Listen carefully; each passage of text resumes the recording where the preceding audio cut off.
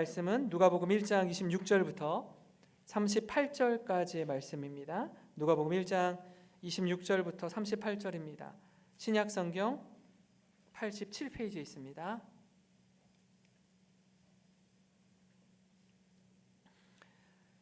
저와 여러분이 한 절씩 교독하겠습니다. 여섯째 달에 천사 가브리엘이 하나님의 보내심을 받아 갈릴리 나사렛이란 동네에 가서 다윗의 자손 요셉이라 하는 사랑과 약혼한 처녀에게 이르니 그 처녀의 이름은 마리아라.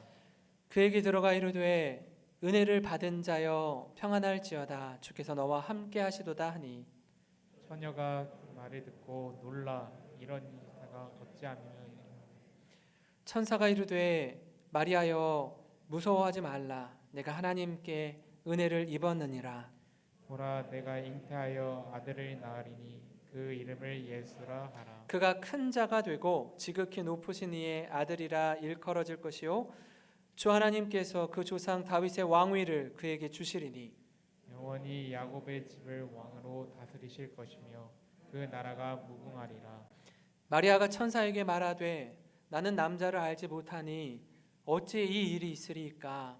천사가 대답하여 이르되 성령이 내게 임하시고 지극히 높으신 이의 능력이 너를 덮으시리니 이러므로 나실 바 거룩한 이는 하나님의 아들이라 일컬어지리라. 보라 내 친족 엘리사벳도 늙어서 아들을 배었느니라. 본래 임신하지 못한다고 알려진 이가 이미 6달이 되었나니 대저 하나님의 모든 말씀은 같이 읽겠습니다. 마리아가 이르되 주의 여종이오니 말씀대로 내게 이루어지이다 하매 천사가 떠나가니라. 아멘. 사람마다 인생을 살다 보면 특별한 때에 인생의 전환점을 맞이하게 됩니다. 아마 2020년도도 그런 전환점을 맞이하는 한 터닝 포인트가 되시는 분들이 여럿 계실 줄 압니다.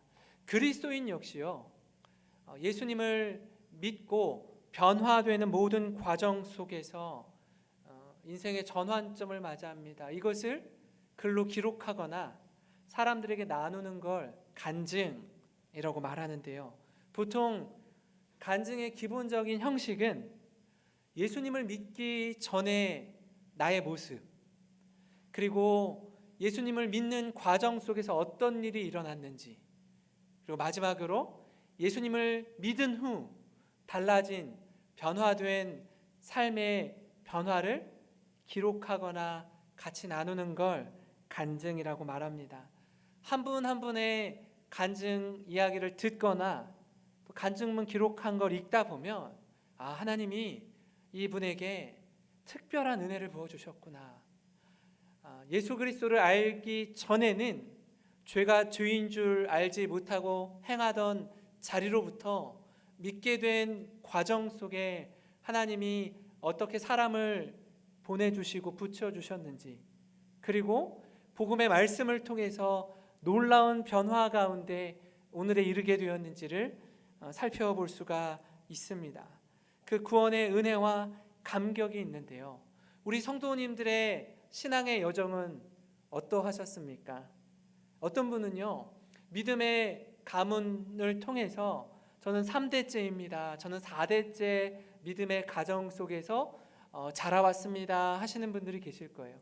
예배가 익숙하고요, 말씀을 읽고 기도하는 자리가 그렇게 편할 수가 없습니다. 그런데 어떤 분은요, 이와는 달리 바울처럼 아주 급격한 삶의 변화를 통해서 하나님을 만나고 예수 그리스도를 믿은 그런 분들도 계십니다. 서두에 말씀드린 디모데처럼 믿음의 가정에서 자란 분들이나 바울과 같이 다메섹 도상에서 부활하신 예수님을 만나 변화된 분들이나 지금 우리를 부르시고 하나님 자녀 삼아주신 주님 앞에서 그리스도인으로 살아간다는 것, 그렇게 믿음의 경주를 힘차게 내어딛는 저와 여러분이 되기를 간절히 소망합니다. 근데 우리가 기억해야 될 게 하나 있어요. 그게 뭐냐면요, 예수 믿고 새로운 삶을 살게 되는 과정 속에는 그 큰 은혜와 감격과 감동이 있습니다.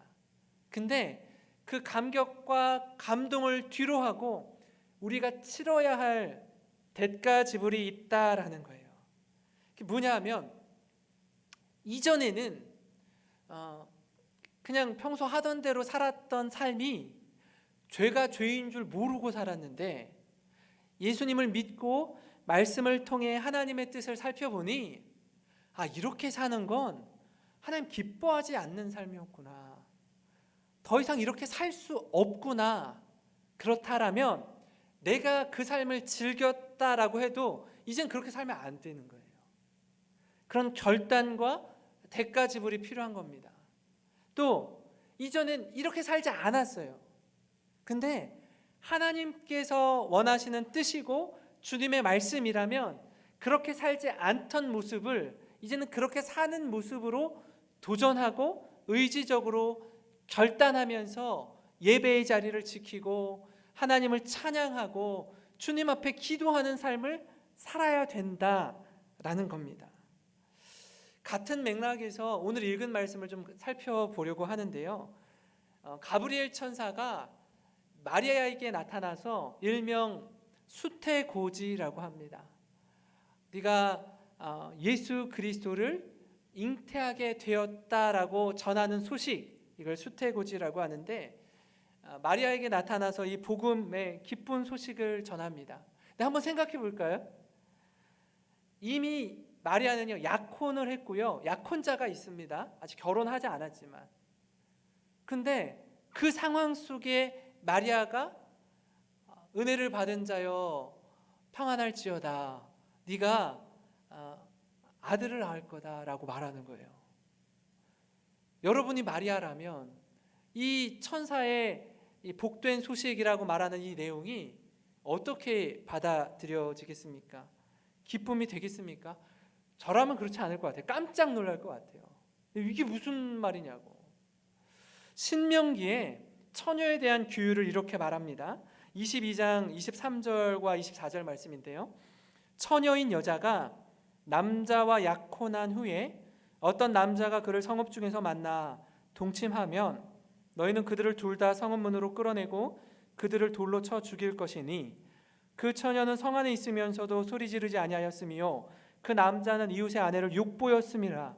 너희는 이같이 하여 너희 가운데서 악을 제할지니라. 이렇게 말씀합니다. 마리아가 요셉과 약혼했는데 느닷없이 임신하게 된 겁니다. 이건요 그저 기쁨의 소식이 될 수 없습니다. 왜냐하면 당장 앞으로 펼쳐질 현실을 마주해야 되기 때문에 그렇습니다. 가장 먼저 누가 알게 될까요? 남편 될 요셉이 알게 될 거예요. 근데 그 요셉이 지금 신명기 말씀처럼 너 누구 아이야? 라고 묻고 또 그것에 대해서 모든 사람들을 모아다 놓고 돌로 칠 수 있는 위험한 상황이 발생할 수도 있다라는 겁니다. 어떻게 해야 됩니까? 이 상황을. 이게 은혜라고 하는데 가브리엘 천사는 이게 아주 기적 같은 일이고 복된 일이라고 말하는데 그 현장에 있는 마리아에게 있어서는 굉장히 당혹스러운 일이 아닐 수 없습니다. 은혜와 함께 직면해야 할 현실을 우리가 살아가려면 첫 번째로요, 하나님께서 우리와 함께 하고 계신다는 그 은혜를 누려야 한다라는 사실입니다. 오늘 읽은 말씀 누가복음 1장 26절부터 28절입니다. 여섯째 달에 천사 가브리엘이 하나님의 보내심을 받아 갈릴리 나사렛이란 동네에 가서 다윗의 자손 요셉이라 하는 사람과 약혼한 처녀에게 이르니 그 처녀의 이름은 마리아라. 그에게 들어가 이르되 은혜를 받은 자여 평안할지어다, 주께서 너와 함께 하시도다 하니. 이렇게 말합니다. 평안할지어다, 주님께서 너와 함께 하신다라고 말해요. 이 말씀이 기록되기 700년 전에 이사야 선지자가 동일한 말씀을 예언했습니다.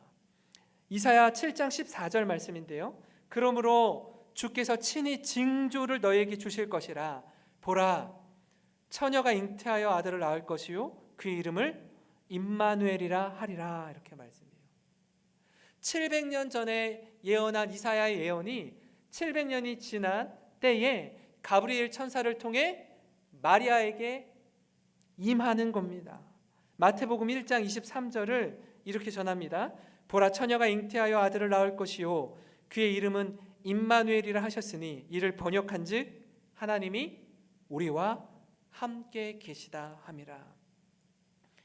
하나님께서 우리와 함께 하시는 은혜, 성자 예수님께서 이 땅에 육신을 입고 오셔서 사람들과 같이 되셨고 그들과 함께 하셨습니다. 이 뜻이 임마누엘이라는 겁니다.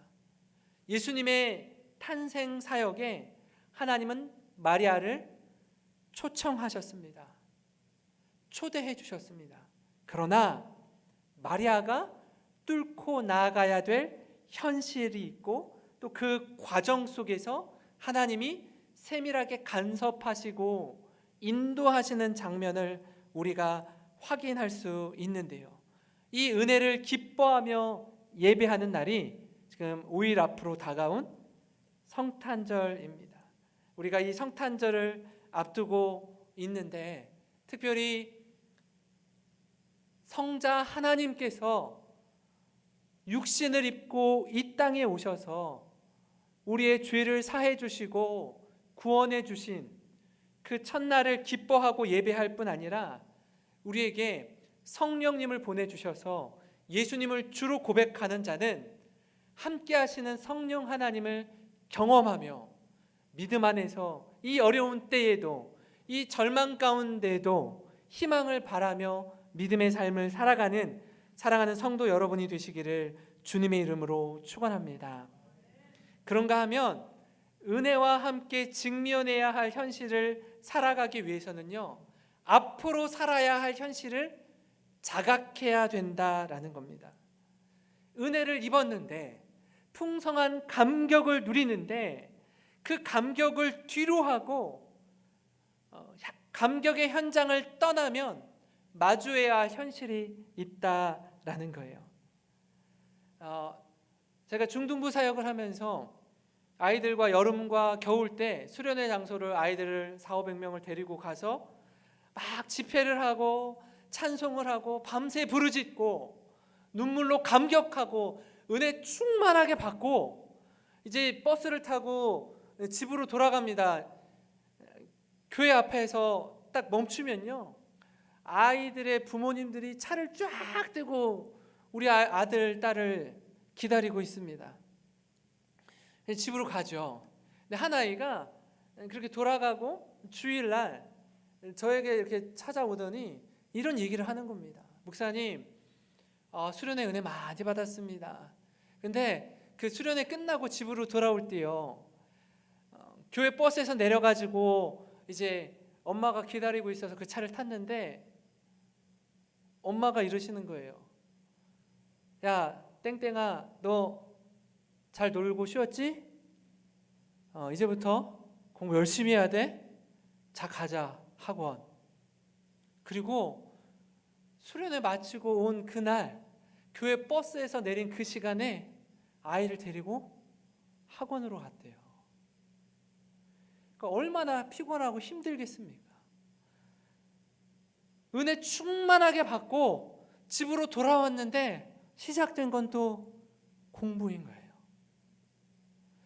여기 계시는 우리 여집사님들, 권사님들은 어떠셔요? 혹 가정에 믿지 않는 남편분이 계시거나 자녀들이 있으면 예배 가운데 은혜를 받고 감격하고 뜨겁게 기도하고 집으로 돌아가서는 어떻게 해야 돼요? 빨리 식사 준비해야 돼요. 눈치 보면서 이렇게 누가 좀 마음 상한 사람은 없는지, 기분 나쁜 사람 없는지 보면서 잘 살펴야 됩니다. 그게 우리가 맞닥뜨려야 할 현실입니다. 아마 이 마리아도 마찬가지였을 겁니다. 가브리엘 천사의 소식을 듣지만 이게 감격이고 은혜라는 것을 마음으로는 느낄지 모르지만 예수님이 탄생하기까지의 그 시간들은요, 결코 쉽지 않았을 거예요. 그래서 천사에게 이렇게 말합니다. 1장 30절부터 34절인데요. 천사가 이르되 마리아여 무서워하지 말라. 내가 하나님께 은혜를 입었느니라. 보라 내가 잉태하여 아들을 낳으리니 이름을 예수라 하라. 그가 큰 자가 되고 지극히 높으신 이의 아들이라 일컬어질 것이요 주 하나님께서 그 조상 다윗의 왕위를 그에게 주리니 영원히 야곱의 집을 왕으로 다스리실 것이며 그 나라가 무궁하리라. 여기까지 얼마나 엄청난 축복의 메시지입니까? 그런 아기를 품는 겁니다. 그런 감격이 있습니다. 그런데 34절에 뭐라고 하죠? 마리아가 천사에게 말하되 나는 남자를 알지 못하니 어찌 이 일이 있으리까? 앞의 내용은 너무나 그럴듯하고 너무나 감격적이고 좋은 내용이에요. 제3자가 들으면 저희처럼 기뻐할 내용입니다. 왜냐하면 당시에 로마의 압제로부터 있던 이스라엘 백성들이 기다리던 메시아, 기다리던 그리스도를 자신이 잉태하는 겁니다. 이보다 기쁜 일이 어디 있습니까?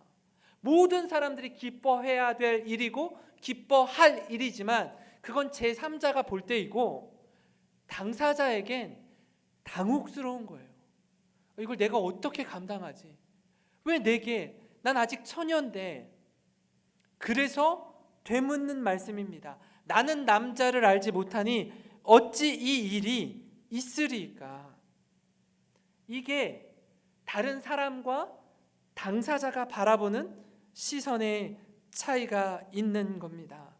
잘못했다가는 모든 사람이 보는 앞에서 공개적으로 돌에 맞아 죽을 수도 있는 위험천만한 소식이기도 합니다. 우리가 아는 것처럼 요셉이 이후에 마리아의 임신 소식을 듣고 어떻게 하죠? 조용히 파혼하려고 합니다. 그 내용이 마태복음 1장 18절과 19절에 나와 있습니다. 새 번역으로 제가 한번 읽어드리겠습니다. 예수 그리스도의 태어나심은 이러하다. 그의 어머니 마리아가 요셉과 약혼하고 나서 같이 살기 전에 마리아가 성령으로 잉태한 사실이 드러났다. 마리아의 남편 요셉은 의로운 사람이라서 약혼자에게 부끄러움을 주지 않으려고 가만히 파혼하려 하였다. 요셉이 인품이 성품이 잘 되어 있는 사람이어서 마리아를 곤란하게 하지 않기 위해서 부끄러움을 주지 않기 위해서 어떻게 해요? 조용히 파혼하려고 했습니다. 그때 누가 개입하죠? 주의 사자 하나님께서 개입하셔서 마리아 데려오기를 두려워하지 말라. 그가 잉태된 것은 성령으로 된 것이라고 하나님께서 요셉을 설득해 주십니다. 그래서 요셉과 마리아가 말씀에 순종해서 예수님을 낳기까지 동침하지 않습니다. 그리고 놀라운 구원의 은혜와 기쁨과 감격을 누릴 수 있도록 그 모든 과정이 펼쳐지게 되는 것입니다. 하나님 앞에서 이 마리아와 요셉이 주님 앞에 얼마나 귀하게 쓰임 받았는지 볼 때에 또 하나님이 그 모든 고비 순간순간마다 어떻게 그 과정을 인도해 주셨는지를 보면서 우리에게도 때로는 엉켜있는 실타래를 하나님이 하나하나 풀어주시는 것처럼 하나님 이거 내 힘으로 안 됩니다. 이 문제를 어떻게 돌파해 가야 될지 답을 모르겠습니다 할 때 주님의 개입하심과 주님의 인도하심을 경험하는 저와 여러분이 되기를 간절히 소망합니다. 바라기는요 또 이 상황 속에서 은혜와 함께 직면해야 할 현실을 살아가려면 마지막으로 말씀대로 이루어질 것에 대해 전적으로 신뢰하는 겁니다. 36절부터 38절 말씀입니다. 보라 내 친족 엘리사벳도 늙어서 아들을 배었느니라. 본래 임신하지 못한다고 알려진 이가 이미 6달이 되었나니 대저 하나님의 모든 말씀은 능하지 못하심이 없느니라. 마리아가 이르되 주의 여종이오니 말씀대로 내게 이루어지이다 하매 천사가 떠나가니라.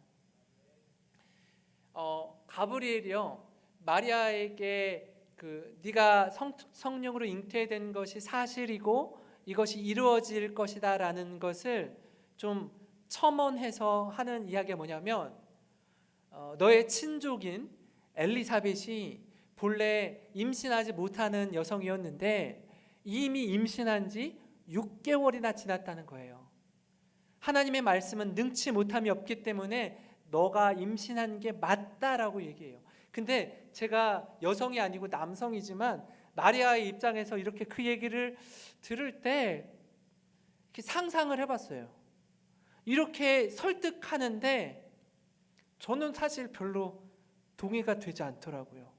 아니, 엘리사벳은 결혼을 했고 오랜 시간 자녀가 없어서 기다리던 중에 하나님께서 특별한 은혜를 주셔서 임신하게 되었다라면 이걸 기뻐할 일이죠. 엄청나게 기뻐할 일이죠.